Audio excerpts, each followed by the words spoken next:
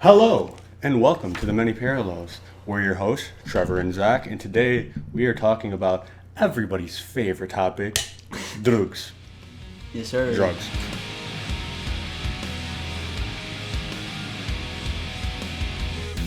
Yeah, so, I guess I'll start with, and do you agree that drugs aren't good or bad in themselves? They're just more or less like neutral things that Well, yeah, I people mean, an inanimate interact object with. cannot be. Right, good or bad. Yeah. Yeah, okay.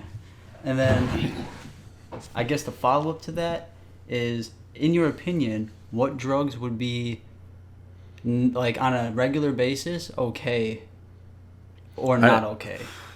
I don't necessarily think any on a regular basis. I think everything in moderation. Mm-hmm. You shouldn't be, fucking shooting up heroin steady. I don't even think like weed. It's even like the small stuff too, like caffeine or nicotine and shit. Yeah. Like the fact that you need that every day is like wild and shit. But Yeah, motherfuckers don't want to talk about how caffeine's a drug, but it totally is. right, it's one of those like grandfathered situations where it's like alcohol or whatever. But yeah, I guess we agree on that then. And then the next one was just popped into my head.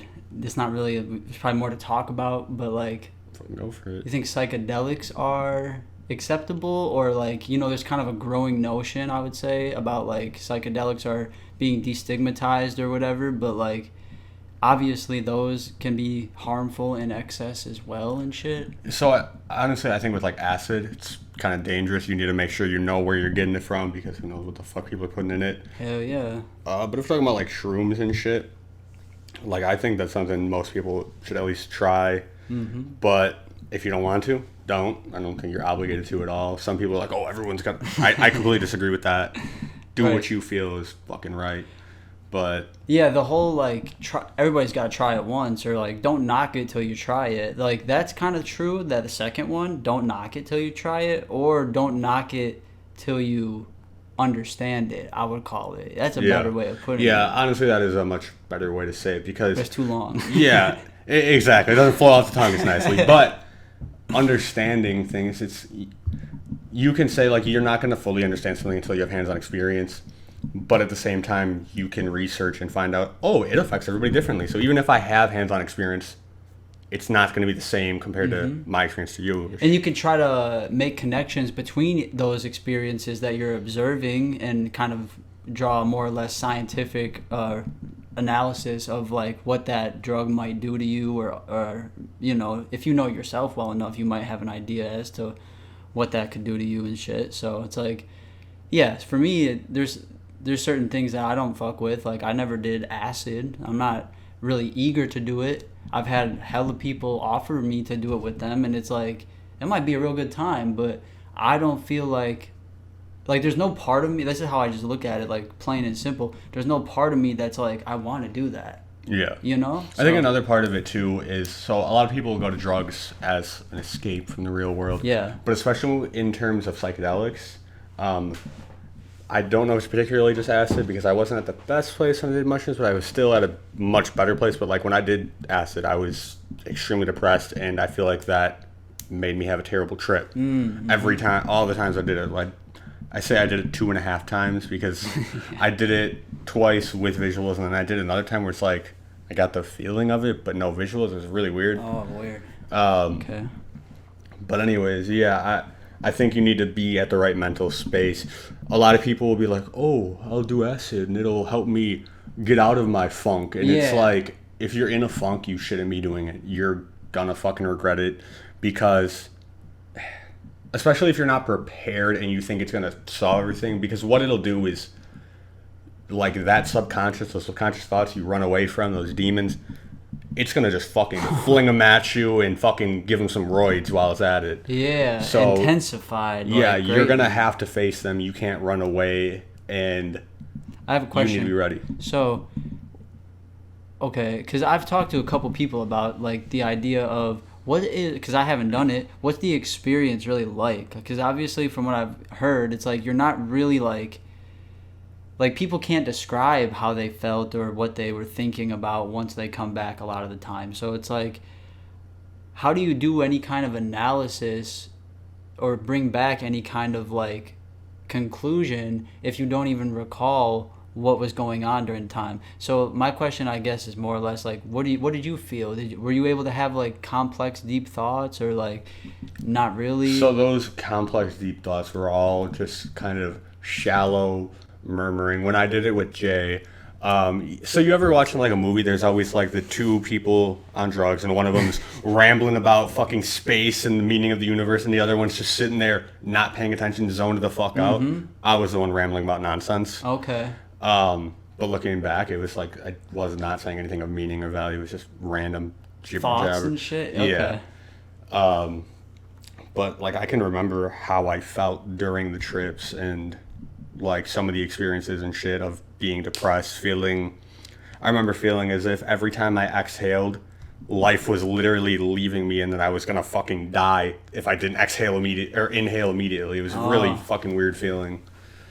Like, yeah, that is trippy. Because, I mean, I thought about that before, too. Not in terms of, like, a tripping sense, but just, like, breathing is kind of like that. Like, we all have a number of breaths, and, like, with each breath, you're getting closer to the end, and blah, blah, blah. So, like, I don't know, it's weird. It confronted you with that, like, in the most intense fucking way. Yeah, I mean, I'm sure you, probably everybody watching this, has gone through the thing where you become aware of your breathing and you go into manual breathing mode, and it's like, if I don't fucking control my breathing. Yeah, where it's like you feel like you have to manually do it as if your body can't just naturally do it. Yeah, self-regulate. Yeah, and I had that while tripping, and that was a terrible fucking experience. Hell and yeah. shit. That is crazy. Yeah, not a good time. Okay. Because, I don't know, I've talked to a couple people, like, with stark different, like, I guess trip reports or whatever. Like, some people are like, they identify with that, bro, I just stare at like fucking trippy shit and patterns for a long time and like zone out, and like that's my 6 hours or however long they do that for during the trip. And like other people are like, bro, that shit was life changing, that shit was enlightening, bro, I felt like I came back like a different person and shit. And I'm like, see, this is like a crazy difference in one experience to the other, and a big part of it might be like where you're at and your intentions with it when you go and into you kind of need to be prepared, because I was expecting, I'm gonna just have a good time. I wasn't expecting, all this depression and shit that I've just been, lying to myself and others that I had at the time. Yeah, it's just whatever, fuck it. I'm gonna just do this shit, and it's gonna make me not care, instead of kind of bringing it to the forefront and making me have an existential crisis each time I did it at some point. And it's like I could kind of try to stay away from it and distract myself for so long, but acid, I think, at least in my opinion, it lasts way too long.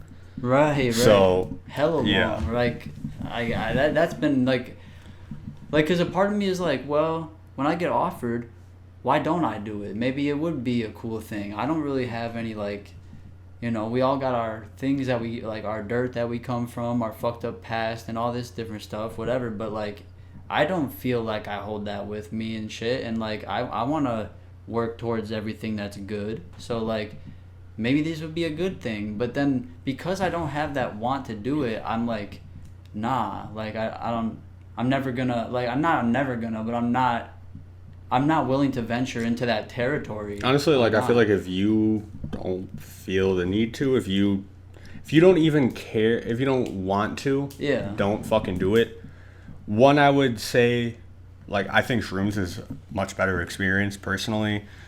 It's not as damning over your emotions, and I feel like what about the idea of controlling your dosage with shrooms opposed to acid? Is that like a realistic idea, or is it not? I don't know. Me and my girl just fucking took an eighth each, and that was it. It was enough type shit, like, yeah, it to was do the good trick. Time. Yeah, and fucking, I remember after the trip she's talking about like, oh, you just want to talk about deep shit the whole time, and I was like, literally, bro, high as fuck playing Halo 3 on Legendary and shit, and she's sitting here talking about the future and all this crazy shit, and I'm just like, man, I'm just playing Halo. And I kept comparing everything to Halo because that's just what I was, You were feeling that? I was feeling Halo 3, bro. I was Master Chief. That's lit, bro. I love that. Yeah, I that's one that I'm definitely open to.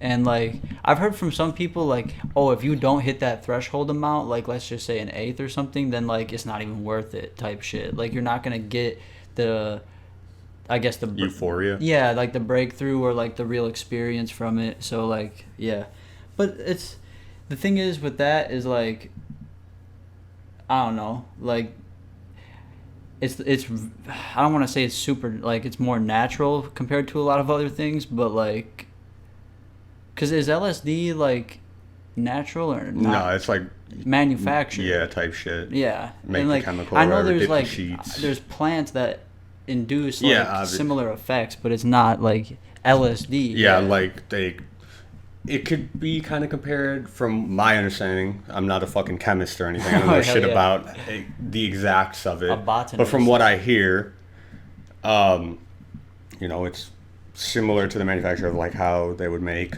fucking dabs and shit. How they kind of make that they take the chemicals from obviously plants, wherever the fuck they get the chemicals from, and they combine them, and you have to have the levels right and shit.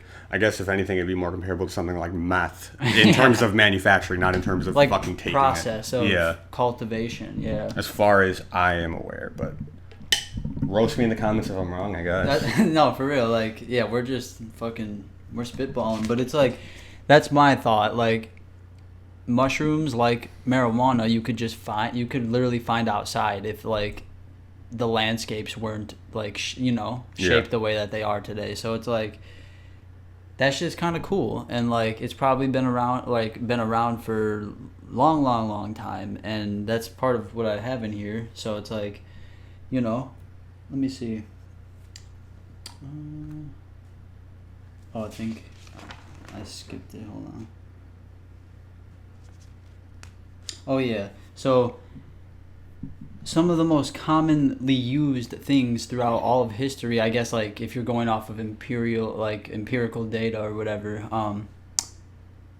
THC, cocaine, and opium, or like I don't want to say cocaine, but like the coca plant or whatever. Yeah. Like those things have been used in like I think I have like a bunch of the cultures written down, but Well, so I mean, I've been fucking replaying Red Dead Redemption 2, and there's cocaine gum in there. Oh, and shit. yeah, so it's like they got that, pretty accurate. It's like you're saying the Romans, the Chinese, fucking name any part of the damn globe. It's like these people were, like had their hands on fucking cannabis, and then a lot of cocaine and the other one. But a lot of them did psychedelics too. Not all of them, but like a lot of them like had like rituals that happened at least once a year. Yeah. Where they would consume these like what I call like mind expanding psychedelic like ayahuasca type shit. Yeah, but they were calling it like different names that I just wrote down like hallucinogenic like substances and shit. And it's like it's real interesting. It's like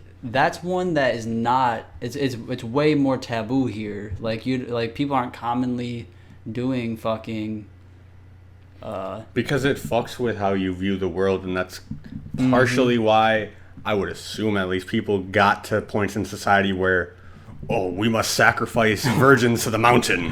Hell yeah! It's like because it fucks with you think your like perspective, like that, like those like human sacrifices and type shit could have been induced by these like. And I'm not saying that makes sense for though. sure, but like makes sense. It's like drug induced psychosis, straight up, like. Especially if they're doing it regularly, you would think, and if the chief would be leading people in, so they would be doing it fairly regularly. Like if they thought it was like a connection to like a higher to power. The divine and shit, then they would think like, oh yeah, let me be doing this. It's kind of similar to how like Silicon Valley motherfuckers and like rich tech people are like microdosing psychedelics. I guess like you can find articles about this that like it's like a trendy thing for them to microdose psilocybin and LSD and shit. Well, I heard there's been tests to microdose psilocybin for people with depression, because I will say as well, when I took mushrooms, even before the visual started, just the feeling I had, it was like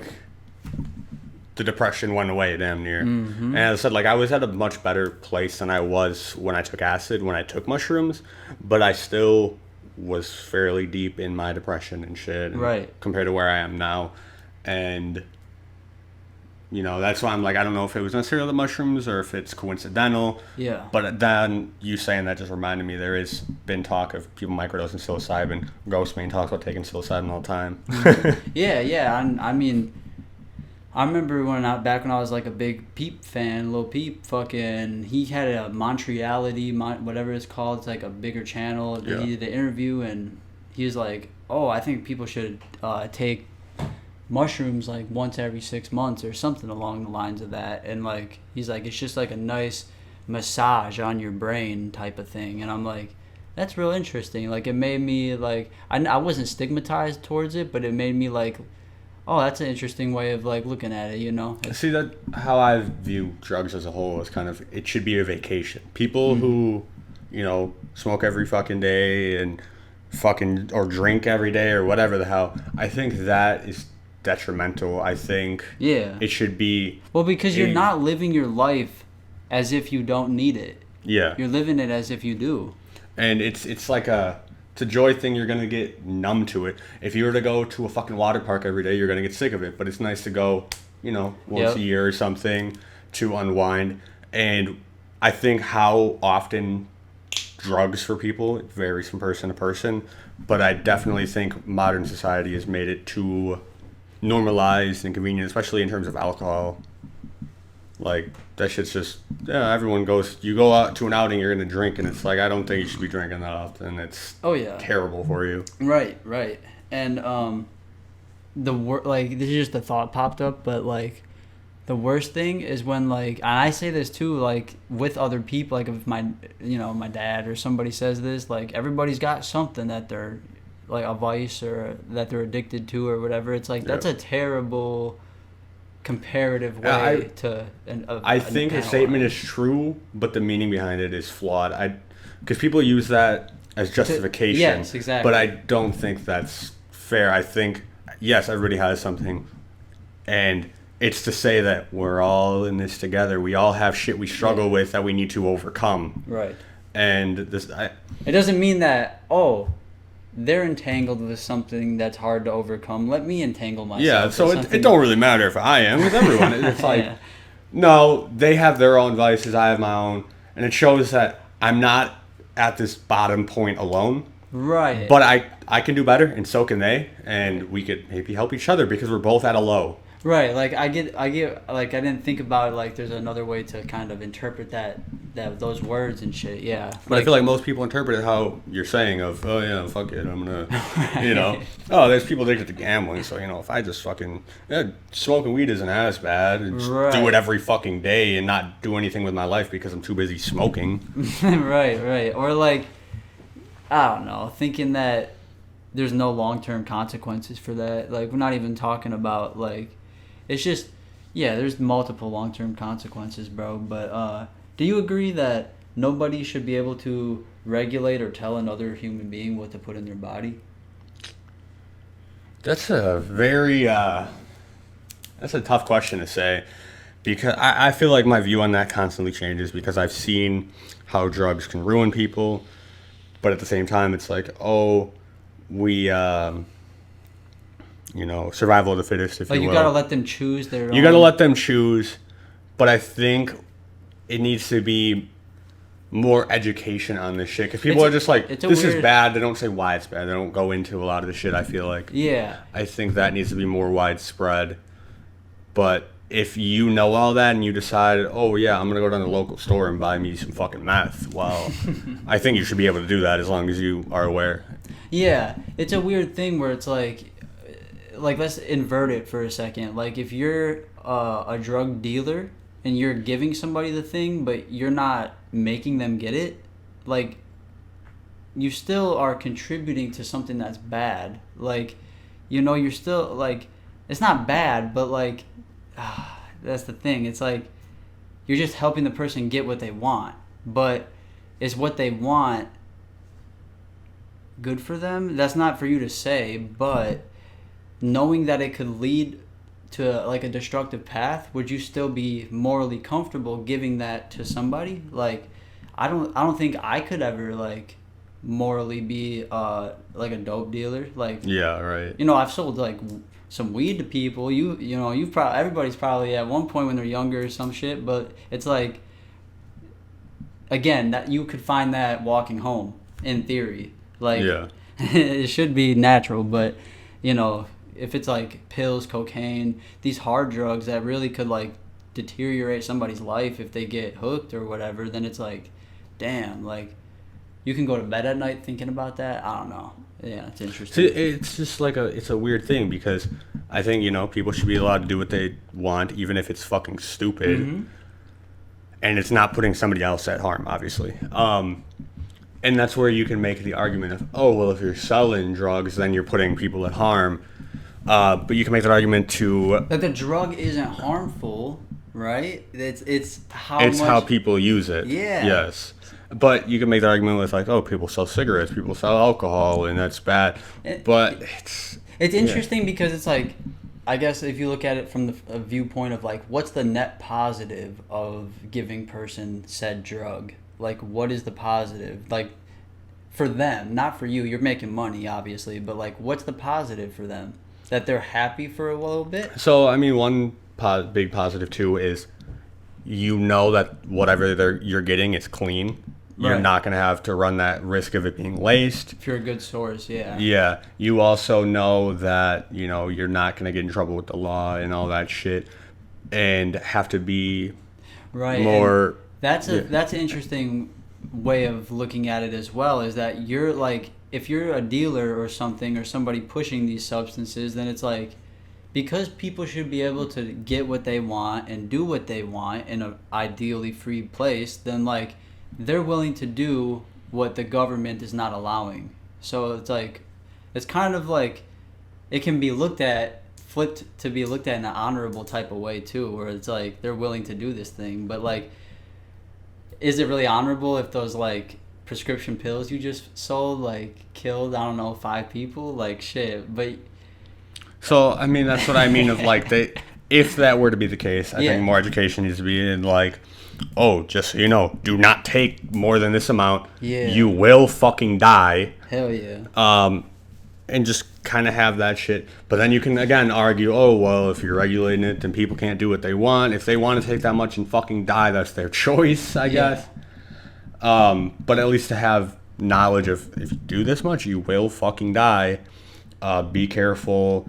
And then to have rules where it's like you can't be fucking shooting in public, leaving your needles around. You can't be smoking meth in public, all that kind of shit. Like in the privacy of your own dwelling and shit, you should definitely have the comfort to engage in what you want. But if you end up running outside with a machete and chasing somebody with it, then like... See, and that's another thing of like, you know, oh, certain drugs might make you violent, and that's a problem because you don't think rationally.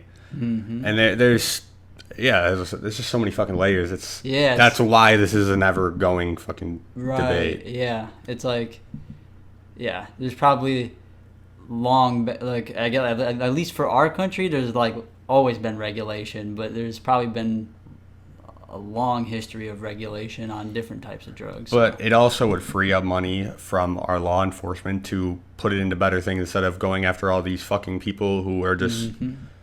You know, selling a gram of pot here, and then it's like, oh, no, you get to go. I didn't write this one down, but I can remember from research that there's about 350,000 people on drug offenses in jail. So it's like, that's a pretty healthy number. Like that, over 250,000. I mean, I think it's like upwards to 400K. So almost 500,000 people in jail off of drugs is like, imagine what they could do if they turn their lives around and like contribute to society, the economy, all this shit. Like, holy fuck. What do you think about it too? It's like they're gonna do what they want regardless or not of the law, and that's the biggest argument too when it comes to like fucking gun laws and shit. It's like people who are gonna break the law and fucking like people are gonna do what they fucking want at the end of the day. Mm-hmm. And there's people who will choose to obey laws and shit. But once they feel that they're overstepping their rights, then it's like people are going to do whatever the fuck they want, and they will not care. It's really like, a lot of it's very like self-explanatory and simple in terms of like how to conduct yourself as a human being and like the natural laws that you would follow. And like when it comes to like man-made laws, a lot of it you feel like, not you personally, but I feel and many people feel like it's bullshit. You probably feel that too. Like, a lot of man-made laws are just bullshit. It's yeah, like, but there is reason for them to maintain order and shit. There is certain reason for it, but then there's and again, I try to keep the idea that, you know, behind each law there is some sort of positive. It's never of malice intent, even if it might be. Because I think that's they always justify it. They always justify it. Like, though you or I may not agree with the justification, they always do. Because in their mind, from their knowledge, that is how things work, and it's the correct way to go about things. The best written villains always, you know, you can understand where they come from even if you don't like it. That's why people love Thanos. You know, you could get where he's coming from even if you didn't agree with his methods. And I feel like that with drugs. It's like, you know, people want each other to be safe and not to be fucking ODing and shit. Yeah. And yeah, it's like that's another problem that you run the risk of if you were to legalize them and shit of, well, now everybody's fucking high as shit all the time and nobody's doing anything productive anymore, and it could normalize. Here's my theory. Like I think it would even itself out. Like, say they decriminalized everything or whatever, like, yeah, you're going to have an influx, I would think, of people engaging in all these newly freed things, but people would learn, like, through what we've talked about, watching others or doing it themselves, people either dying, ODing, dropping like flies, fucking up their lives. So there's like two routes I could go of. Either, you know, they try it and then they get addicted, because you can get addicted pretty quick on some of those things. Okay, if they did that, it very well could, like, fuck up a whole generation and shit. Yeah. It also can normalize it overall in society, which, you know, you don't want that, because if everybody, like, there's already problems with depression and all this shit and fucking people not working as much.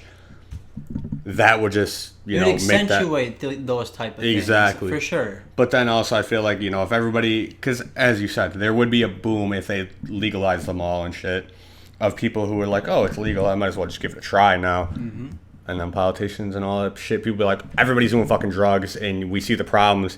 So I feel like we wouldn't be able to get to the point where the people themselves realize, yeah, maybe I'm not going to do this, but it's legal for people who, you know, want to make that mistake or whatever the fuck. Yeah. Because what'll happen is everybody will do it, and then the politicians will be like, oh, we're banning it again. Fuck that. We see all this going on. I guess I was thinking about it like if they couldn't get involved again, but in that case, like, I agree, they would get involved again. Yeah, sure. Definitely.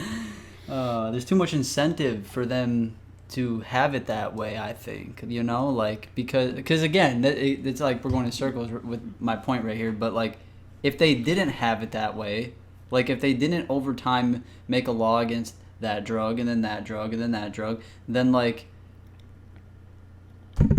they couldn't have all those people charged for those drugs. See, it's a weird thing, because I feel like if from the start these things weren't illegal, it could maybe have worked. But at the point we're at now, I don't think we could just flip and, you know, fucking make them all legal or decriminalize whatever the hell. Well, it's crazy because, like, with the pharmaceutical industry, it's like, bro, they just combine different shit with, like, a little bit of that type of drug and this drug, and then make a new one. So it's like, if pharmacologists or whatever, you know, are able to deal with this type of science, then as above, so below. Motherfuckers that aren't in the profession are going to be able to replicate these processes, and, like, other combined substances are going to be generated. It's also going to be of a shittier means, and it's going to be more bootleg and shit. Exactly. Back to the comparison of guns. The same shit of, like, black market guns, you can go find those, and I mean, there's going to be some quality shit, but, you know, have you ever seen, like, police busts of fucking, like, guns, and they're all fucking shitty scrap metal? Right. It's like, yeah, it's a lot less safe and shit and practical. Yeah, but people will do what they want to do at the end of the fucking day. Right. And another thing too with fucking that shit, it's like, if you're gonna break the law for one thing, you're clearly don't give a fuck about the law. If you're gonna, but see, that's the thing of like people aren't gonna be able to work then as much because they're doing drugs all the time, and then they're gonna want money, and we're gonna have the same problem where crime is racist. They have to make, this is something that I did have, that like they have to make sure that, you know, like we're being good old boys and girls and shit. Like we're going to work, we're maintaining our 40-hour-a-week jobs and paying our taxes, et cetera, et cetera. That they rely on that. So like, that's not only they rely on that, society as a whole kind of relies on that. As it is, yeah. Yeah, like we need people to give their fair share, and if people aren't giving their fair share and they're fucking doing drugs and they're not making legitimate money because they're so hooked on the shit because it's legal, so it's not a big deal, then they go and commit crimes to get them, well then that becomes a fucking problem. Right. Because if you're hooked on a drug so much that you want to be on it 24/7, well, it's like you can't really work with that shit. So well, yeah, it's or you're working only for that shit. Yeah. like that's crazy. Like I've worked with a couple of them where it's like, you know, it's just been alcoholics that I've worked with, and like they come in, they're trashed, they are like they're drinking throughout the day, bro. Like somehow they don't get fired, but yeah, you know, what? And like you know when they go home, they're drinking all night, and it's like, damn, bro. They like, work to maintain rent and the amount of liquor they fucking consume. Yeah, and like I know a couple of these dudes, like their girls were just taking care of them and shit, and it's like, damn, bro, like that's crazy, like just. It's like sad, more or less. Like yeah, like, no, it is, deep. and that would be a much more common occurrence if you were to legalize all drugs, and that's, you know, why you don't want to do it. And it's such a weird fucking. It's like it's hard to maybe say. in an ideal world they aren't illegal, but there's like a huge like I don't want to say stigma even against them, but there's like a much better knowledge base of these different substances and stuff like that. Like. What do we get? Fucking DARE program and shit? Whatever? Yeah. Like, yeah, like, that shit don't... You get... Drugs are bad. Okay. Yeah. And that's it. It's like, all right, thank you. I remember them being like, so marijuana up on the damn projector. Like, this is a very dangerous drug. It's a gateway drug. If you do marijuana, you'll eventually be doing fucking meth and crack and gateway? Sucking dick on the corner. Yeah, you're going to be in shambles. And they're like... It's psychoactive, like trying to like put so much emphasis on the psychoactive. It's like, bro, all that means is that it stimulates your fucking brain, bro. It alters your brain. So like it needs to be, you need to be educated, but it needs to be proper. In terms of like weed, I think South Park gave the best fucking description of what weed is. Randy's like, it's not going to make you a terrorist. It's not going to make you do whatever the fuck. All weed really does is it makes you content with being bored. When you're bored, you're not going to achieve anything more, and you're just going to be complacent. And, yeah, it puts a nice little like filter over reality for you. Yeah, you know, and it makes you content with being bored, and that's not a good thing because as human beings, we should be wanting more, wanting better for ourselves. And you should want a fucking. You should be okay with an unfiltered reality, man. Like simply, exactly. Yeah, like. And I get it. It's like it can seem abysmal sometimes and shit, or like you don't know what to do, but like there is something to do. There is a way, you know, and it's not always, or it's most of the time not through a drug, you know. Yeah. Like, and you know that'll lead me to another question in a little bit, but I just want to touch on the idea that like the Romans, bro, they described weed as like, or THC, the effects of such as like a warmth, like they experienced a warmth or a warm feeling while they were under the influence of it. And like I agree with that. Like that's kind of what we're describing, like a filter or like a little makes you complacent or whatever. It gives you a nice little feeling, but like it gives you that warm feeling of everything is all right. Even if things aren't necessarily all right. Because you're not going and getting... I mean, it's a weird thing how, like, I've seen it with people in my family where they, like, they're adverse to that feeling. Or, like, they don't get that feeling from that. They get, like, so anxious and shit from that. Yeah, for me, honestly, it depends on the strain. And how much it takes of it. If it takes certain shit, it's like... oh, I'm having a fucking panic attack now, and other shit, it's like, It's working. yeah, it's all right. Yeah, this is all right. Okay. Yeah, that makes sense. I mean, I always felt like insensitive to that type of stuff, like what strain versus what, like, you know, and what type it is and all this different stuff. I'm like, bro, if it's good shit, I like it. But like, you know, I've taken a big step back from like smoking regularly. Like, even these things, bro, are like I used to probably get them. I used to get 2 for every 2 weeks, so once a week, and now I can make it last, you know, double that time or whatever. I remember I had a pen once and like Delta 8 shit, and that shit lasted me like fucking 4 months. Yeah, So it should. Like, there's a dude that I work with who's told me he's tried them, and he's like, I told him that like they last me like a couple weeks, and he's like, oh my gosh, they last me like a month or 2. And dude, I'm I heard like, some dudes at work saying they go through 1 a week type shit. And dude, whatever. I've met a couple people like a couple years ago, bro. They said they would go through them in like 2 or 3 or 4 days. And yeah, I'm that's like, fucking. bro. How? Like, At that point, you need to kind of realize, wow, I have a problem. Oh shit, what's going on over here? I see something. I think it's still recording, but What's up, homegirl? we're good. All right. Sorry about that, kids. Just a shitty charger. But agreed, like, at fucking, like, let's just say it's $40 or $35. Let's just say 40 to make it nice.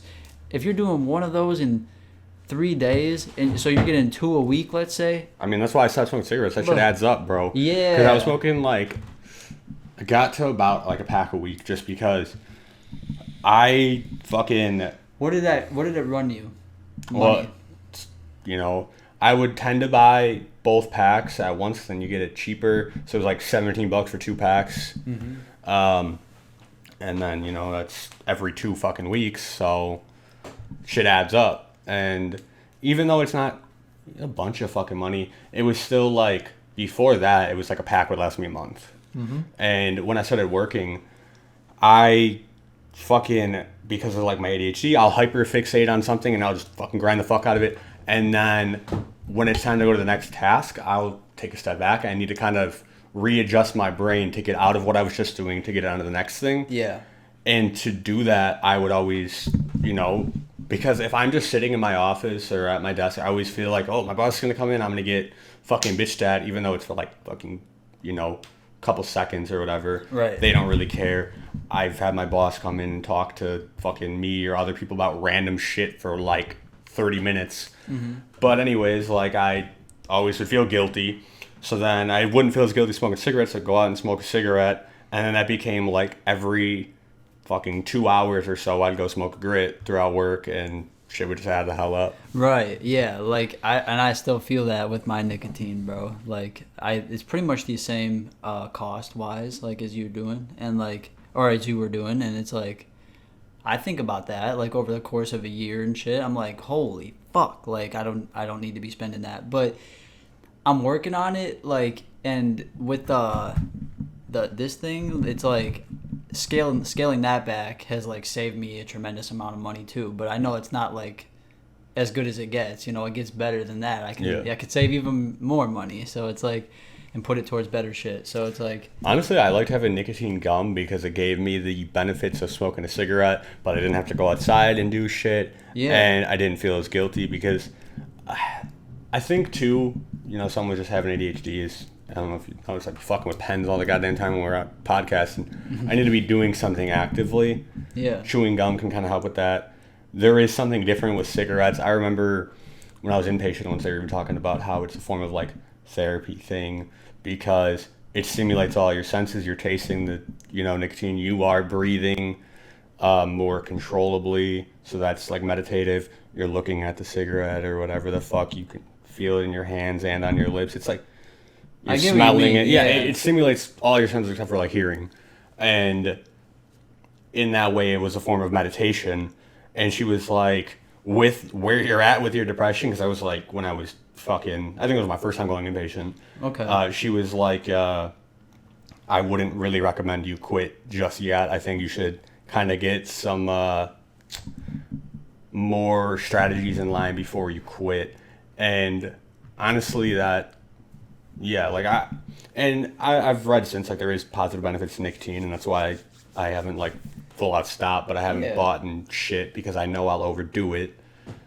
It's good, But bro. see, it's one thing with like drugs too. I think people need to fuck.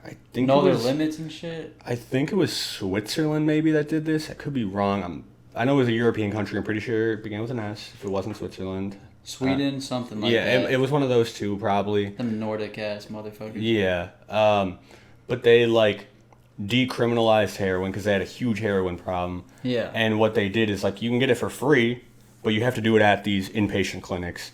And they're not mandatory that you go to these therapy sessions, but they offer them while you're there. Yeah. And, you know, they'd go in and you would talk about shit, and essentially they'd break down why you were doing it in the first place. And they saw their fucking, like, usage rate drop by, I think it was, like, fucking 80, 90 something percent. Oh, damn, right. Like, of fucking heroin users because people self-medicate because it's like, oh, I'm depressed and shit and whatever. And then there's also that stigma around therapy and around fucking whatever. So then it's a lot easier to just, you know, and it's a lot cooler too if I'm going to just go smoke a blunt than it is to go to fucking therapy. Yeah. People aren't going to judge you for it. Right. So that's one aspect of shit too. Yeah, like social acceptability and Yeah. shit. Yeah, definitely that. Because I think, honestly, I think everyone should go and see a therapist at least like once a year. Sort of how you go and get a physical. It's like that, but for your brain. Just go get it checked up, see if you need more shit, and if not, well, cool. You're good to go. If you do, well, good thing you came and got checked before it got too fucking bad where you had no choice but to do it. Right. Yeah, exactly. Good point there. So...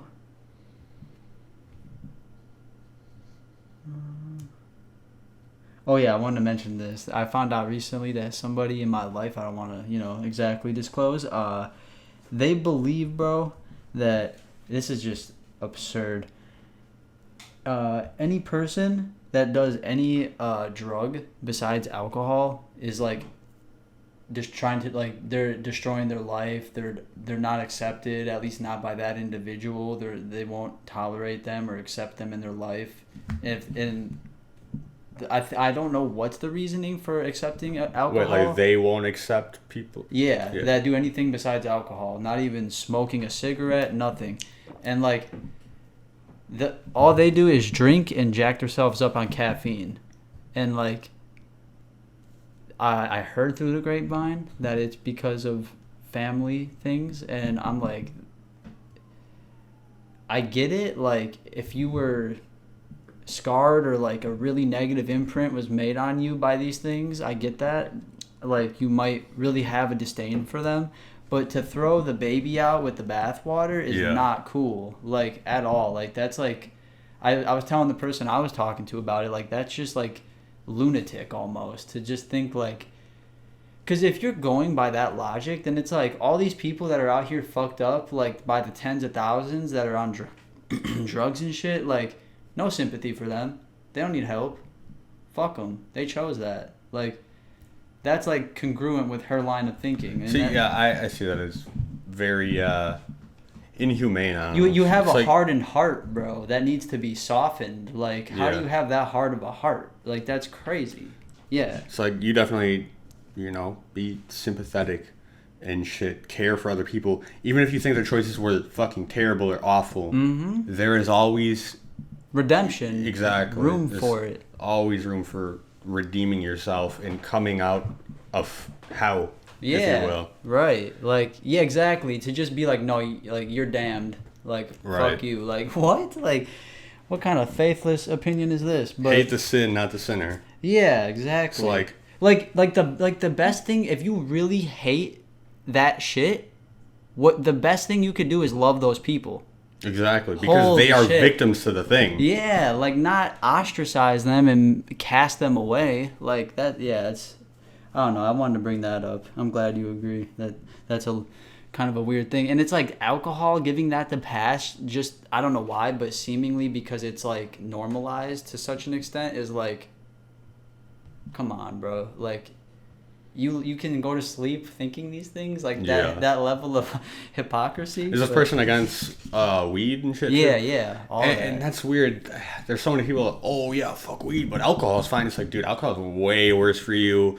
Yeah. Like, you know, you hear people getting belligerent and fucking assaulting each other from alcohol. I never heard nobody How many getting hot. families were destroyed over weed, or like Yeah, right. people were abused because their dad did No, too you much could weed. definitely make the argument of people destroying their potential because of weed. Mm-hmm. But again, that's their choice. You're not fucking up other people's things. So that's where, you know, should people have the right to do that or not? Right. But it's not you're not endangering anybody else. Exactly. Yeah, and like, yeah, I just remember coming to that realization that like, bro, like obviously the best thing you could do is like, just try to have at least a little bit of like love or compassion for people that are so fucked up on any kind of substance. It can even be they're functionally fucked up on it. Like that still isn't cool. Like damn, but yeah. I put down that it's my thought or my belief that people, I think you mentioned this earlier, they just look to drugs basically for 3 reasons that I came up with: relief, escape, which can be relief, I guess, too, or expanding their mind or their mental frame. And like, can you think of any? Is that pretty? I mean, yeah, the first 2 I'd lump in with my thought of people do it as self-medication. They have problems they don't want to face, so they want to escape the real world into this shit. But yeah, there is definitely, and I guess some people do want to, I just want to know what it's like for every drug. But I was going to say, like, there is definitely specific drugs, like we were talking about, like acid or fucking mushrooms or DMT, where it's, people want to do it for the experience, the exploration, I guess, if you will. They want to know what else there is to the world and what this has to offer. It's the same of why you would study any fucking subject. And the best way to study something is firsthand. Right. And it's like,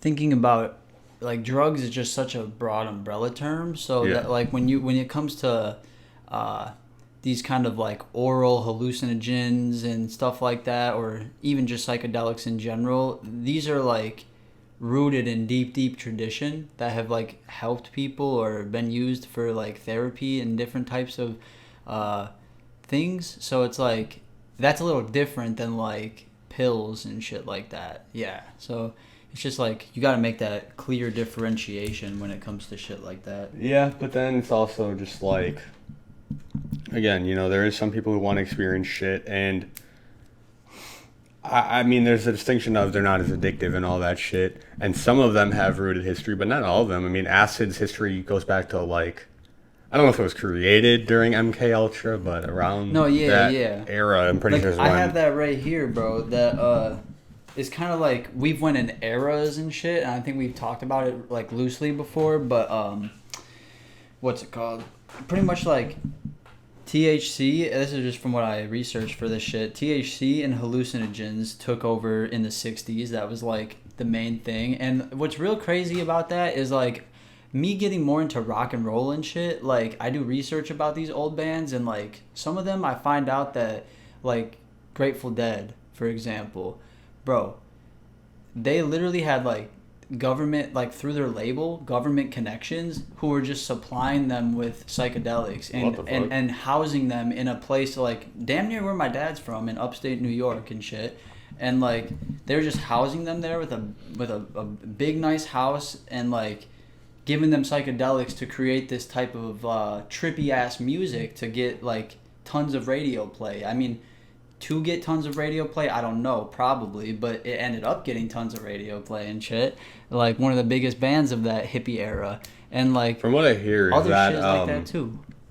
I hear that hippie shit is. I haven't done research into it. I've just heard, so take it with a grain of salt. Hell but yeah. I heard the hippie shit is very overplayed, and that's how people look back at it. Mm-hmm. But realistically, well, it wasn't organic. No, the thing was that it's blown out of proportions. Everyone acts like, oh, the 60s, everyone was a hippie and all this shit. And it's like, nah, most people, you know, it was still kind of that 50s nuclear family. fucking better dead It was than just a red trend. mentality and shit. Yeah. It was a smaller subsection of people, sort of like how the fucking Counterculture. exactly, sort of how the punk scene and shit was. It's like it was popular, but it wasn't like Like huge. It wasn't a mainstream. majority. Yeah, exactly. And so yeah, I thought that was like interesting that it's like you say, people have this depiction or this idea as younger people that weren't from that time of the time, everything being fucking Woodstock and hippies and buses full of fucking free women and shit or whatever the fuck, free love movement and shit. It's like, no, that's the Psy-Op, like that's the psychological operation of them making that whole movement, was to make people think that that's what was like. Remember back in the 60s, everybody was doing acid shit. Let's bring that shit back. The comparison I heard when dude made it, I think it was Crowder saying this, was just, it's probably going to be the same thing of when people look back at this time where it's like, oh, everyone was this transgender LGBT, when it's actually just kind of a loud minority and a niche thing. And it's repeating that cycle, but that's what the hippie thing and that hippie movement actually was. It wasn't this huge fucking thing like everyone believes. Talks it up to be and shit. And then I guess going on to the 70s, bro, like more dominant was speed or amphetamine, which have been around for like since the world wars and shit. They were giving those soldiers that shit. Yeah, Hitler was a huge meth head, if people didn't know that. Part of the reason why he was so fucking crazy, I'd assume, because as we were talking about earlier, that drug-induced psychosis. And I think that was a big reason for Hitler doing that shit. I don't remember if it was used in World War One, but obviously, like, I know stormtroopers in World War II used meth because, well, you got to assault the city and you want your troopers to be fearless. Right. You ever see somebody on meth, bro, or hear any of these stories, motherfuckers on meth? The police body cam videos when they deal with meth heads and shit, like, bro, they're immune. Like, they're like zombies or whatever. Fucking, I remember, it was like forever ago. It was one of the first Florida Man stories I ever read, but it was like a dude, butt-ass naked, fought off 2 cops while beating off on meth, and I was like, fucking A. Yeah, like, so they turn superhuman. Yeah, exactly. So, if you want your fucking soldiers to be belligerent, then they stay up too for like 3 days. So, fucking, there you go. You can attack any time of the day, start this offensive, and you're not going to fucking back down when you rush these trench lines. Yeah, that's what you fucking would want in a soldier. So that's why it was used. And so think about that. It's like, I don't know if it was used in World War One though. It's like 30s and 40s, let's say. Yeah. And then check it out. Those guys all come home, and you got a whole generation fucked up off of the drugs. Like, it's like that happens over and over again with soldiers and shit. But it's like, basically, like, it just took a little time to make its way back around. Like, in terms of the 70s thing, like, give it 30 years, and then boom, they refined it or like made it more accessible, and then couple that with like where rock and roll was at in the 70s, like it moved more into like less psychedelic, less jam bandy type of music, and more like straightforward, like, I guess the popular phrase is like sex, drugs, and rock and roll. That was like something from the 70s, I guess, and like it's kind of that idea. So like speed, cocaine, and other type of like uppers were more like popular, I guess, in the 70s. Yeah, it's called speed because it makes you fast and wants yeah. fast-paced music, like right, like Lynyrd Skynyrd and like type shit like this, like Americana rock music, like it was just like you could tell that these motherfuckers were up there on speed, bro. Like you just they're going crazy. And then like the 80s was when like the whole cocaine and crack shit goes crazy. Like cocaine was like ushered in, like I think popularized, I would say, in the 70s, but like accessibility came in the 80s. Like only real people with money were getting that shit before. Now it's more common. And then for the people that can't afford the middle ground common shit, they're getting the crack. You feel me? Yeah. And like it said that there was throughout the a 5-year study, I think it was from 80 to 85 or 85 to 90, I forget. 5-year study, there was like a 28-fold increase, so 28 times the amount of people that were doing cocaine in the country, which is like, bro, what? Like, that's an effective Psy-Op right there. Fucking 30-fold increase. But and then once you get your damage done with that era of drugs, you move into the 90s, which is where prescription opiates come in. Like, prescription opiates were unleashed in the mid 90s, and then we're still dealing with the ramifications and partly new versions of that. Like, it's crazy, bro. It's so crazy. So, I mean, you're talking about cocaine and all this shit, so I just looked it up, and there's a whole Wikipedia page for it, but, you know, I don't know if it's about the conspiracy or if it's actually been confirmed or not, but, you know, the CIA's involvement in fucking contributing cocaine and all that shit in the 80s. I heard that they airdropped that shit into certain states and shit like that. Like, they literally just were like, oh yeah, drop it off in fucking Alabama and shit. Like, crazy. I don't know if that's true. But. Oh, well, I mean, there has been cases of, like, you know, fucking cocaine, fucking smugglers and shit dropping shit or losing shit. It's also fun stories. America's lost plenty of nukes throughout fucking the U.S. and shit, and like, we just don't know where they are. Like, yeah, dropped and fucking they didn't detonate or whatever because of safety shit. So there's some buried nukes all around the U.S. It's actually happened a fair bit of times. Damn. Yeah, pretty. I know it's like I know that's common, not common, but that's I've heard. We also lost one in like Greenland. Oh, okay. And if that shit would have detonated, that would have international incident Hell fun stuff. Yeah. I know that's some shit just happened with mines. Like, there was like a Pennsylvania family, like, bro, their house was built on top of like in mines that were forgotten about. Their whole house just blew up, I guess. Holy shit. But is that real, or did they just like blow up that family's house? I don't know, bro. I'm a conspiracist. Yeah, maybe they knew something about the Clintons.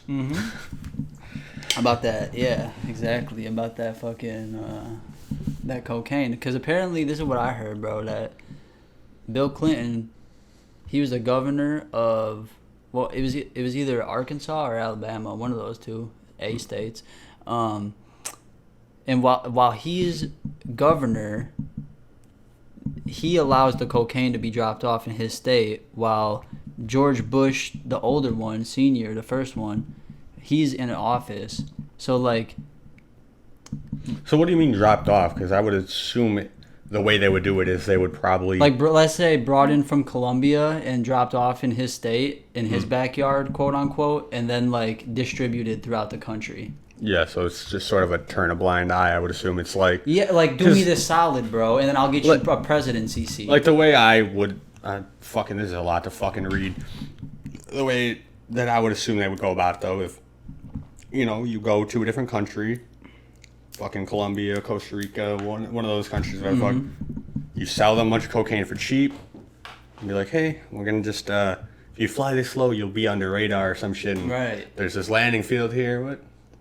We'll be busy this day, you know. Right. So then they're not really involved, and you know, maybe they don't even send official agents. They send somebody else, and they don't even tell them that they're agents. Obviously, you don't know exactly, and it's probably so covert. We don't even like, motherfuckers are gonna struggle to find anything about that. But it's like, it's the idea that like every what's it called, epidemic or sweep or distribution of drugs is like government propagated or whatever. Like, they are the ones that actually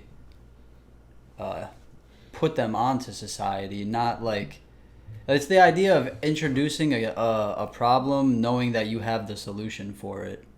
Like, yeah, that whole thing. Yeah, I feel like there's a term for that, but... Controlled chaos or whatever. There's like a Latin term that people use. It's like, I forget what the fuck it is, but it's like some shit that I've heard before, and it's like, oh, that's what that shit is. It's like a controlled chaos, bro, where like, if you have a desired outcome but you need something to get it there, then create that something, and then you already have the solution ready, so when it happens, boom, you look like the hero or whatever. So, you know, there's the theory of that's what COVID was, and I don't know if I fully agree with all of it, but you know, there's the idea that like, you know, the fucking New World Order. Some people believe it's that. Some people believe other things. I but think it's the that idea it was the to get us all on one currency. That's all I think. well, there was the idea too to see how much control we could. Yeah. Like We would be they willing to could- give up Yeah, and what they shit. could impose on us and shit. Yeah.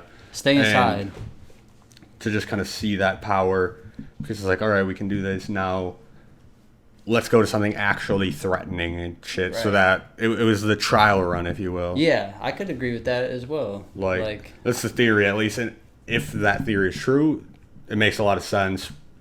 But at the same time, I think it's more likely, you know, there was a Chinese lab that they were incompetent with handling shit. The disease got out, spread around the world because, you know, a lot of shit trades from China. So a shipment, it'll fucking go everywhere. And this thing spread. People over panicked because they didn't want to admit it came from a lab, so we don't know it could be a bioweapon. But they didn't want to say that because that would cause mass hysteria. Yeah. Vaccines were rushed and not tested. I don't think it was malice intent of we want to kill people. It was just we want to make money, and they rushed it. But that's, again, me trying to see not malice intent where everyone always is looking for the malice. Yeah. It's like I'm kind of inconclusive about it, but Well, obviously, I need more data to prove either or, but I lean more towards. yeah, I was thinking about that. That you give people the benefit of the doubt, and like, I don't think I'm as willing to a lot of the time. Like, because bro, like, if you're the government, I'm not giving you the benefit of the doubt. Like, I'm not. Like, if you're a government lab, mistakes happen, bro. But like, So this is a very consequential mistake. I've been watching a lot of shit about like Chinese military, their military doctrine, and they're very behind the times in a lot of things. Yeah, I've heard And like they don't do as much as they should. type Yeah, shit. they're not as behind as Russia is, but they are like behind in terms of how they handle shit and whatever.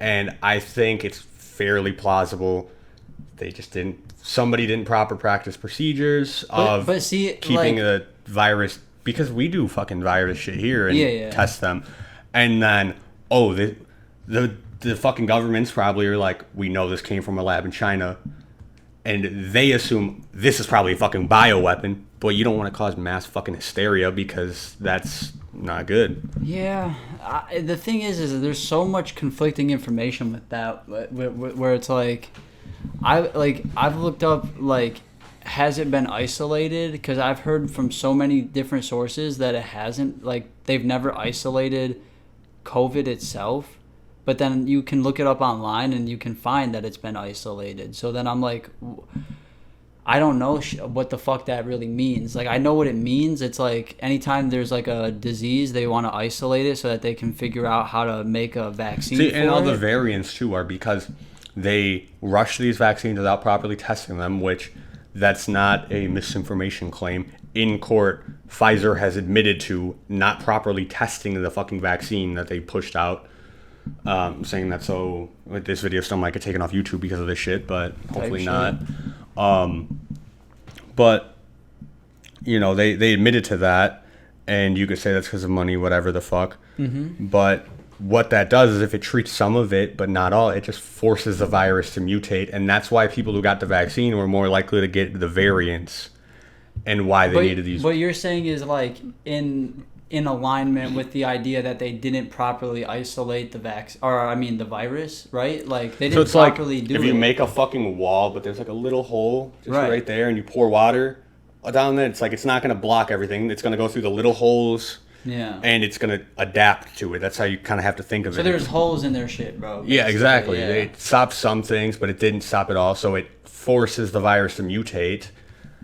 And then that's where you get the variants from because they didn't properly test the shit and they rushed it out. And that's also why if you got vaccines, you were more likely to get the variants. What was your personal experience with it? Did you get like real fucked up? Like, were you stuck to your bed? Were you? So, I mean, I had it twice, and I got the first vaccine because at the time I was broke as fuck and they were $100 and I fell for that shit because I'm a fucking idiot. But yeah, so I got the one. But like the 2 times I had it, the first time it was like I was fucking bedridden for pretty much like a week. It was just kind of like dizzy and tired, and I just kind of slept through most of it. Like the first like fucking 4 days, I pretty much just slept through it, and the next days it was just like a fucking cold. But I've had the flu before as a kid, and I don't know if it's because I was a kid and over exaggerating, but from my remembering, that was way fucking worse. Yeah, yeah. So, and then the second time I had it, it was just like a shitty cold. Mm-hmm. And, you know, some people might say that's because I got the one vaccine. It might be because natural immunity. I don't fucking know why it was not as bad. It's a weird thing because, okay, I'm going to run with the theory idea that COVID never existed. COVID's just the common flu that when you test, they're saying that you have this, but they're just calling the flu COVID. Like, let's just say that. That's but then why is everybody commonly experiencing this intensified flu-like thing? You see what I'm saying? Like, a lot of people, I experienced that too. There was bad flus before, like, you know, the swine flu. I remember when I was a kid. I'm questioning, so, right? Is this like, oh man, like, is this just a different flu, or is this just a flu hitting different for a different number of factor of reasons? Like, I don't know. Well, like, it's too small to see. If I'm not mistaken, the common cold is a sort of coronavirus as well. Type shit, yeah. And that's why it's not as crazy. But the reason, again, that's why I think it's more likely that it wasn't some fucking operational fucking big New World Order fucking plot, is because while it was being tested in a lab probably to try to see if maybe we can cure the common cold or whatever the fuck China might have been doing. They might have had mouse. I don't know. But they were doing tests on it. Yeah. And it got out, and we just assumed it's a fucking bioweapon or something that they were trying to use. Because if you're going to make a bioweapon, well, common cold spreads pretty fucking easily. Yeah. So it would be a nice thing to mutate to make a bioweapon. So let's be cautious, keep everyone away until this thing goes away. The thing is like, okay, there's so many ifs, and that's the problem. Yeah. Because, like, if it came from the China lab, then it is a bioweapon or a biohazard at the very least. It's a biohazard, but not necessarily a weapon, because it would have to be manufactured specifically to be for that intention. Yeah, yes. Like, and that you can't necessarily prove. But and if that was it, China's not going to come out because that's against the Geneva Convention. Exactly. Like, yeah, it's like it's so sketch. It's just like, I remember when the whole bat thing came out and motherfuckers were like clowning about, like, can you believe that they were eating bats and shit over there? It's like, well, bro. I remember even before that shit came out, motherfuckers.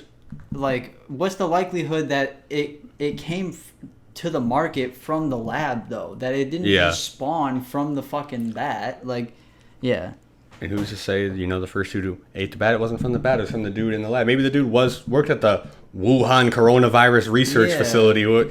Maybe he went down to the market for a fucking bite to eat or some shit. Yeah, during lunch, and was like, oh shit, I forgot to take a fucking chemical bath or whatever before leaving.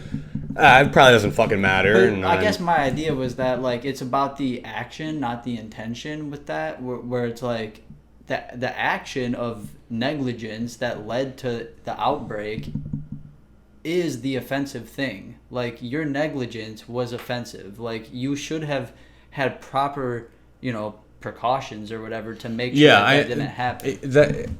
I agree, but a lot of people look at it as, it came from a lab, so that means it was intentional. Mm-hmm. Which, no, I mean, I agree with that. You can't prove that was the intended thing. You can't. Like, I get that, but it's just, what you can prove is that, like, according to statistics, X amount of people, or X amount of American people specifically, if we're going to get tribal about it, died because of this thing. So it's like, but then you got to look at, like all You the see, other and- things that people And another die thought from. too, with it being a bioweapon too, of okay, everybody gets it and they think, oh, I just have the cold, and it's not the virus that is the weapon. What the virus is to do is to plant some fucking different chemical in your fucking genetic That's what I fucking was makeup always thinking about. that then that destroys you for generations or some that weird or shit. that when it's time for war, they don't have this shit and they can drop a bomb that doesn't have your traditional explosion, but it will send something so everybody with this chemical and it should have been spread Reacts with them. they react and they die or whatever the fuck Bro, it is. I So that thought way you about don't that. destroy the infrastructure, the buildings and all that shit like Yeah. you would with a nuclear bomb and have to start from scratch and then everything's radiated And shit. bro, it could even be like a sensitivity level. Like they change our sensitivity level of a certain noise or frequency Yeah, or X, Y, and Z. something. Yeah. And that's why I feel like, the US, I'm sure we probably have something along those lines, or at least tested it and been like, okay, this is if they ever use war crimes on us, we got some war crimes for them. for real. But so it's like they are probably familiar with that. So then they're like, China might be doing this, and that's why they reacted as harshly. Right. But that's me playing devil's advocate for that shit, because the thought that people were like, people in the government and higher up actually thought, oh, this flu is killing everybody and it came from a bat, is absurd as fuck to me. Yeah. And I think, honestly, if the government were to just come out and be like, yeah, we just didn't want to cause mass hysteria, but we were concerned with the possibility of biological warfare. They were to do that, I feel like that would mend so much shit, but then you'd also have people, oh, you lied to us, and Right. and that's why they won't, but... Yeah, it's like they do change narratives, but like it's all, I don't know, and that's what causes a lot of the fucking The doubt. Yeah, like because you flip flop or you say something that contradicts something else that you said before, and it's like, well, bro, are we the people just supposed to adhere to any command rule that you people give? Like, Yeah, one of the but biggest no. things too, and it's honestly, like, I watch Crowder periodically, but it got me watching him a lot more of, they got taken off of YouTube and banned because they literally quoted the CDC. And it's Like- misinformation now. Yeah, it was misinformation now. They quoted the CDC's website. It was shit that was still on there, but it was like the 1 year anniversary of COVID and shit. And they got So fucking they taken. the CDC simultaneously had like contradicting information. Yeah, all together. They had the shit from from their initial announcement, and they were reading that shit, and YouTube decided this is misinformation, took it off because it was no longer fitting their narrative. Yeah. And that's where it's like, there's clearly something more, and I don't want to believe it's New World Order, the lizard people at the top. How the fuck did we get to this? Weren't we talking about drugs? Yeah, I don't know. I think we were talking about the idea that government perpetuates. Oh yeah, them. yeah. Looking at this page, CIA sending shit out, and yeah, it's like, what would be the intention behind that though? With what? See, that's With sending drugs out. sending cocaine out, because as I said, I like to play devil's advocate, but it's so hard to incarcerate a certain amount of people to get the problem out of the way before it naturally occurs. I don't know. See, I feel like you There's can got to make be something deeper though that we don't know. yeah, because you could make the argument, and you kind of said and touched on That you could let they it just they knew it happen. was coming, and they wanted to kind of get ahead of it. Yeah. And maybe whoever was in charge of the CIA or the president at the time was like, "Yo, we Well, think about it. If there is a 30-fold increase in the amount of people doing cocaine, that's like a lot of money circulating in that underground life or whatever, that kingdom of fucking drugs. So it's like, I don't know how many millions of fucking people that would probably be, but it's like millions of people times X amount of dollars is like a lot of fucking money. And if the government has some returns on that, there's a lot of incentive for that, probably like hundreds of millions of dollars worth over the course of a decade or so, multiple decades probably. It's like there's incentive for it. And then like, not to mention all the money you make off of the prisoners that you get to, get. Yeah, there's that argument to That's feed the weird. prison system. There's the racial argument, which Because I realize crack- I jokingly texted you this, and you might have thought it as like Nazi shit, but speak about ethnic cleansing because I wanted to touch on this shit because there is the idea that the CIA gave out cocaine to black neighborhoods as a form of ethnic cleansing. Well, crack in specific. Crack, yeah. Which is like cocaine, but like Yeah. it's that cocaine that's gonna kill you quicker and shit because it's cut with bullshit. Yeah. So it's like that's part of the Psy-Op too, like, or it would be if you're gonna call it one. Like, Yeah. okay, we're gonna give the shittiest parts of the country the shittiest version of the drug, and then like a bunch of them are gonna have crack babies, throw their lives away, end up in jail or dead. Perfect. Like, let's let them weed themselves out. Maybe it was even a thing of, people nowadays are always, we're overpopulated, which we're not. We're on a fucking decline, That's like with a- birthing rates going. a really But confused issue. yeah, but at the time, maybe they believed we were overpopulated as well. So they were like, let's specifically target poor communities. It wasn't necessarily because they were black, Right. but especially because Jim Crow laws had recently been that's what it shit, is. and that's kind of why it happened to be that. And I think that's like more of the narrative that should be pushed, and people are waking up to that idea that it's like it's a class thing. It has nothing to do with skin color. Like it just so happens that a disproportionate amount of, And that was because of racist things, Right. Like few fucking years before or whatever. Exactly. And so they wanted to target the lower class, forgetting completely that the lower class is one of the most important classes of America. Like, to have a hierarchy, you need that foundation. You need that fucking base. Yep. And that is also majority of your population. That's why the scariest thing that the collective underclass could do is like come together. Like, if we all just came together and like realized that the top 1% was a bunch of scum fucks, then like shit would be great. But who's to say that they all are? Well, it's not all, but it's like, well, actually, I don't know. 1% is pretty small, and it's like, I don't think that those 1%, like, I don't think, I'd be willing to bet that out of the 1% richest people, or like known richest people, that none of them really care about people. I don't know that, but like, I would assume that. Like, I don't think that Elon or fucking Bezos or any of these guys really care about people. You see, I think Elon does to some extent. I just feel like bro is a agent of whoever the powers that I don't know. He's been doing shit, bought fucking Twitter because we need free speech back. I think his shit, with SpaceX, he's trying to advance humanity in some way. Can we think I think about- he's got good intentions, even if you don't completely agree with his methods. I think that he does what I would call, what many of us would call good things, but that doesn't mean that he's a good dude. Like, I'm not willing to, like, I know it's like, well, you can only judge him off of what he does, but it's like, bro,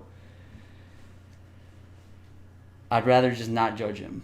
And like, I'm like, that's where I'll stay. But to just assume... I won't assume malintent, but like, I'll assume that he's doing a bunch of weird stuff. That's all I can assume. He's just working. See, my towards a thoughts bunch is of even the weird shit. people that are evil, if you will, they're doing it with intentions that, in their mind, the ends justify the means, if you will. I agree, but that doesn't mean Hitler was right. Yeah, exactly. Yeah. I completely wholeheartly agree. Yeah. But to hear these people out, to get their understanding of why the fuck they think this, and to try to maybe be like, yo, maybe, killing the Jews isn't the fucking answer. Mm-hmm. Jewish people are pretty cool, and they contribute a lot to society. I just think it's weird when, like, somebody like Elon Musk comes out the cut and he's like, oh, yeah, like, I'm going to be, like, the face of, like, electric vehicles, and I'm going to be the guy that drills, like, a tunnel system underneath L.A. that is going to shoot us 200 miles an hour, and I'm going to be the guy that launches a car up to fucking space. I think he's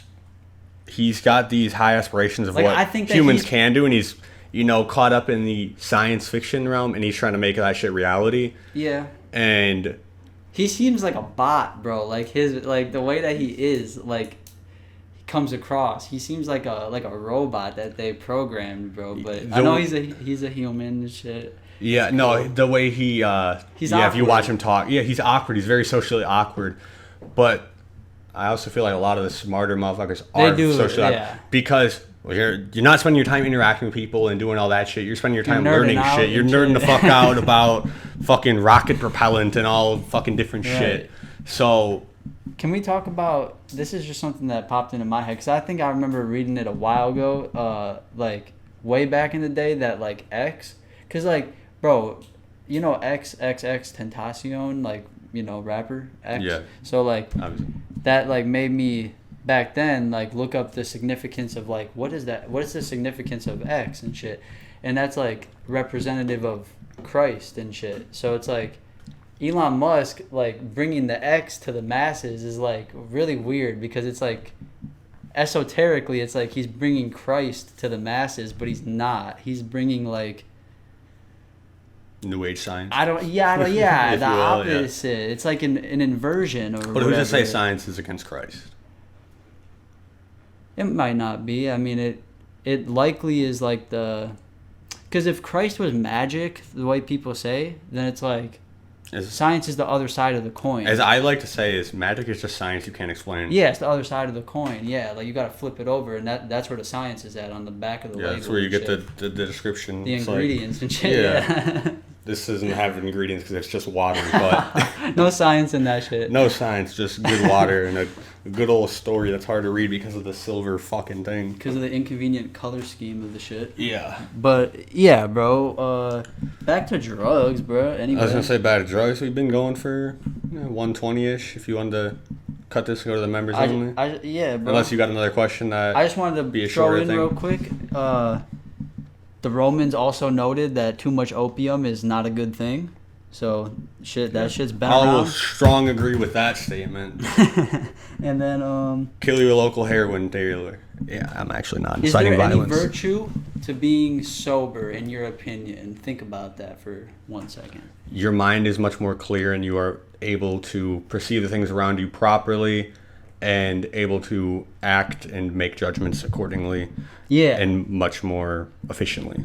I said there might not be total virtue in being sober, but there is a virtue in being able to be sober-minded. Like there's something to that. I think it makes it easier to not needing that outside. It makes it easier to not give into the sins, into the cravings, stay focused on your virtue. You smoke weed, you're very likely to give into sloth, maybe gluttony. If you give into fucking meth, you're likely to give into pride and wrath. Mm-hmm. It's like all these different things. So that's a good way of looking at that, right? Like, you look at those terms, then like drugs can induce those things easily. Yeah, exactly.